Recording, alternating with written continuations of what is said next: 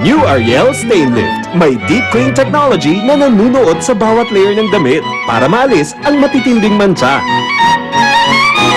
New Ariel Stain Lift Double Pack. 10 pesos lang.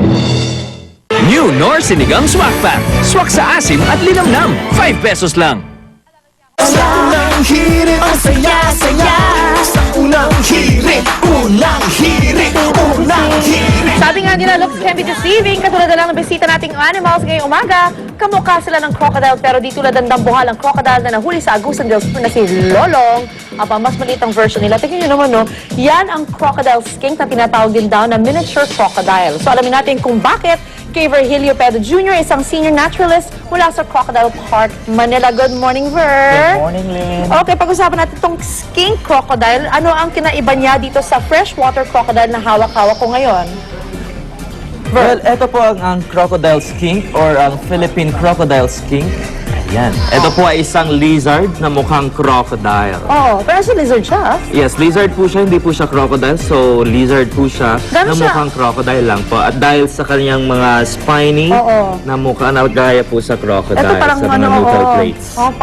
Pang-bag talaga eh. Pero hanggang gano'ng kalaki yan lumalaki? Ito 10 inches lang po, samantalang sa mga Philippine crocodile hanggang 12 feet. Samantalang itong saltwater crocodile, kaya nilang humaba hanggang 21 hanggang 26 feet. Or 26 feet? Yes, yung kagaya kay Lolong. Ilang story building? Two-story building? Pwede kayang 3-story yun? Depende gano'ng kaliit ang bahay, no? But anyway, yan ang pamilya ni Lolong. Yan yung nasa hawak-hawak ni Jerome. Kaya tinalian na yung bibig niya. Kumakangat ba yan? I mean, ganyan kaliit kung nangangagat na yan. Nangangagat na po. Paglabas pa lang po sa itlog, nangangagat na po siya at may talaga? ngipin na po sila.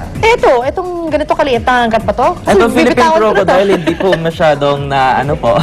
Nangangagat naman po sila pag pinoprovoke. Pero eto po, Philippine crocodile, hindi po sila masyadong nangangagat pag baby pa po. Hindi sila masyado aggressive pa. Yes. So, ilang taon na to? Ay, ilang buwan na to? 2 months old pa lang po yan. 2 months pa lang siya. Ang cute niya. Actually, Yes. kanina, yung nagre-resist siya, pero pag ginaganon nyo, nare-relax siya. Ayan, tulog na naman. Tingnan nyo, tulog na. So, sino ang mas aggressive sa dalawa? Ang crocodile, syempre, Ito. pinaka-aggressive. Okay, so sino pwede alagaan sa bahay? Ito pong ginagawang pet, itong mga mga skink, crocodile skink, pwede po siyang alagaan sa bahay. Pero dapat magre-research po muna sila kung mag-aalaga po sila ng ganito dahil kailangan po malinis po yung tubig, Oo. dapat may heater po siya, kasi reptile po sila cold-blooded, kailangan po nila ng heat or kailangan pong ibask sa sun. Talaga? Alam po nila yung pagkain po nila, gano'n. Kahit na mainit dito sa atin, kailangan pa rin sa e-heater? Yes po, kasi nasa bahay lang po sila. Sa bagay, malamig naman sa loob ng bahay natin, di ba? Uy, maraming salamat, Ver. Thank you. Thank you din. Maraming salamat sa'yo, Jerome. Huwag mo siyang bibitawan, ha? Okay, so, eto po si Ver, isang senior naturalist mula sa Crocodile Park, Manila. Ayan, mga kapuso, ating mga bida ngayong umaga. Nako, ito mga kapuso natin crocodile. Pero lagi naman tandaan, mga kapuso, ang hayop ay dapat alagaan dahil sila ay regalo sa atin ng kalikasan. Kailangan silang patulugin lagi like this. Okay, massage. So, balik pa agad ang unang hirit. Tulog talaga siya. Ayun, oh.